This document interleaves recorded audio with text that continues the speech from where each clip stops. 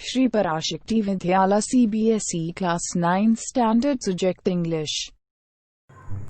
Dear children, hope you fine. Today we are going to have some fun. You think how is it possible? It is possible through second lesson in supplementary reader, The Adventures of Toto by Ruskin Bond. Before we learn the adventures of Toto, let me give you an introduction. Have you ever had a baby monkey as a pet? Here, the narrator's grandfather has a baby monkey as a pet. The name of his pet is Toto. Let's find out whether he is mischievous or docile. Mischievous means naughty. Docile means obedient. Now I'll read the first two paragraphs. Listen carefully. Grandfather bought Toto from a Tonga driver for the sum of 5 rupees. The Tonga driver used to keep the little red monkey tied to a feeding trough, and the monkey looked so out of place there that grandfather decided he would add the little fellow to his private zoo. Toto was a pretty monkey. His bright eyes sparkled with mischief beneath deep-set eyebrows, and his teeth, which were a pearly white, were very often displayed in a smile that frightened the life out of elderly Anglo-Indian ladies. But his hands looked dried up as though they had been pickled in the sun for many years. Yet his fingers were quick and wicked. And his tail, while adding to his good looks, grandfather believed a tail would add to anyone's good looks, and also served as a third hand. He could use it to hang from a branch, and it was capable of scooping off any delicacy that might be out of reach of his hands. Here, trough means a long, narrow, open receptacle for water or animal feed. Tonga driver, a person who drives or rides a horse car. Delicacy means special food.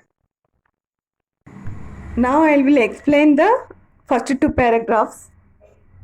The narrator's grandfather loved animals very much. One day he saw a baby monkey with a Tonga driver. He gave 5 rupees and bought the monkey. He brought it home and tied it to a feeding trough. He had great liking for animals, and when he tied the monkey to the feeding trough, that seemed out of place there. Grandfather had a private zoo, so he decided to add this animal to his private zoo. Toto had bright eyes sparkling with mischief, pearly white teeth, quick and wicked fingers, and a gracious tail which served as a third hand. He uses it to hang from a branch or pick up an eatable. The smile of Toto was cute and frightened early Anglo-Indian ladies. Altogether, all these qualities made him pretty. Now I'll read the next two paragraphs. Grandmother always first when grandfather brought home some new bird or animal. So it was decided that Toto's presence should be kept a secret from her until she was in a particularly good mood. Grandfather and I put him away in a little closet opening into my bedroom wall where he was tied securely, or so we thought, to a peg fastened into the wall. A few hours later, when grandfather and I came back to release Toto, we found that the walls, which had been covered with some ornamental paper chosen by grandfather, now stood out as naked brick and plaster. The peg in the wall had been wrenched from its socket, and my school blazer, which had been hanging there, was in shreds. I wondered what grandmother would say, but grandfather didn't worry. He seemed pleased with Toto's performance. Here, closet means a cupboard, wrenched means pull, socket means hole to fit in, shred means torn pieces, blazer means jacket. Now I'll explain the paragraphs. Grandmother didn't like when grandfather brought new animals home. She usually quarreled with grandfather on the issue of a pet. Whenever grandfather brought some bird or animal, grandmother got furious at the very instance of any new creature. To avoid this situation, it was decided Toto's presence as secret until she was in good mood. He was put in a little closet opening into the narrator's bedroom. They tied Toto to peg cautiously. After some time, he tore up the ornamental paper off the walls and narrator's school blazer. The peg to which he was tied was also pulled out, but grandfather didn't worry. He liked Toto's performance, that is mischief, very much. Now I'll read the next three paragraphs. He is clever, said grandfather. Given time, I'm sure he could have tied the torn pieces of your blazer into a rope and made his escape from the window. His presence in the house still a secret. Toto was now transferred to a big cage in the servants' quarters where a number of grandfather's pets lived very sociably together. A tortoise, a pair of rabbits, a tame squirrel, and for a while my pet goat. But the monkey wouldn't allow any of his companions to sleep at night. So grandfather, who had to leave Dehradun next day to collect his pension in Saharanpur, decided to take him along. Unfortunately, I could not accompany grandfather on that trip, but he told me about it afterwards. A big black canvas kit bag was provided for Toto. This, with some straw at the bottom, became his new abode. When the bag was closed, there was no escape. Toto could not get his hand through the opening, and the canvas was too strong for him to bite his way through. His efforts to get out only had the effect of making the bag roll about on the floor or occasionally jump into the air. An exhibition that attracted a curious crowd of onlookers on the Dehradun railway platform. Here, abode means a place to live in. That is a home. Occasionally means not frequently. Exhibition, public show. Now I'll explain the paragraphs. Grandfather had a lot of patience and took all things positively. He was impressed by Toto's performance. He said that if given time, Toto would have escaped by making a rope from the torn pieces of the blazer. After that incident, Toto was transferred to a big cage in the servants' quarters where a lot of grandfather's pets lived. Grandfather loved animals very much. Whenever he came across any animal or bird, he felt attachment towards them.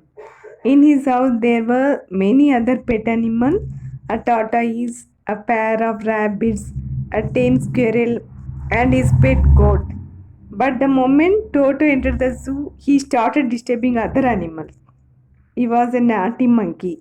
All the pet animals in the grandfather's house lived peacefully.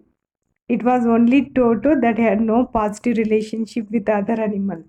Other animals felt unseen, insecure in his presence. He wouldn't allow any animal to sleep at night.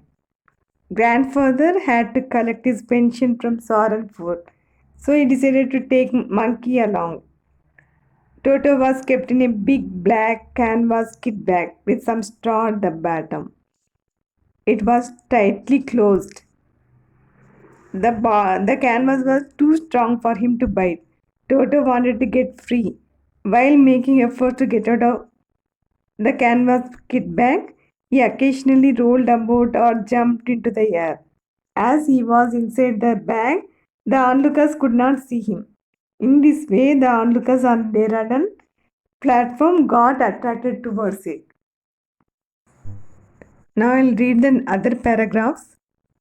Toto remained in the bag as far as Saharanpur, but while grandfather was producing his ticket at the railway turnstile, Toto suddenly poked his head out of the bag and gave the ticket collector a wide grin.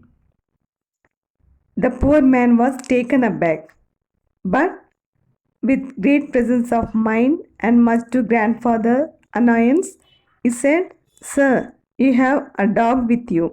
You'll have to pay for it accordingly." In vain did grandfather take Toto out of the bag.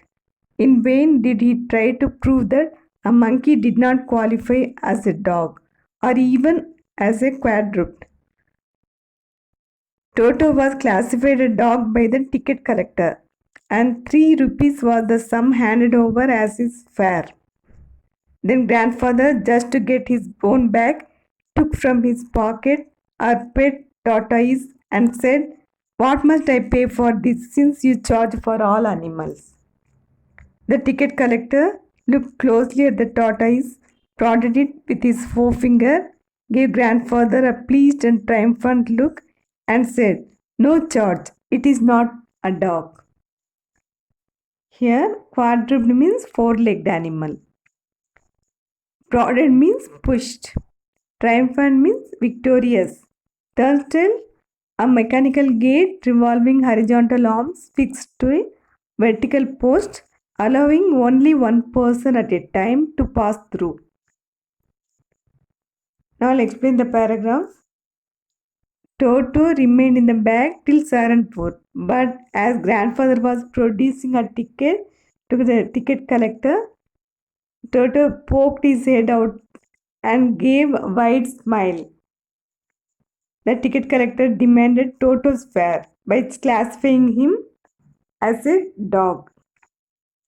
Grandfather tried to prove that a monkey is not a dog, but the ticket collector did not agree and charged grandfather 3 rupees. Grandfather got angry and took out the tortoise from his pocket and asked if he has to pay anything for the tortoise. The ticket collector said that because it is not a dog, he need not pay anything. Grandfather does not need to pay anything for the tortoise. That's all for today, students. The adventures of Toto continue in the next session. Thank you very much.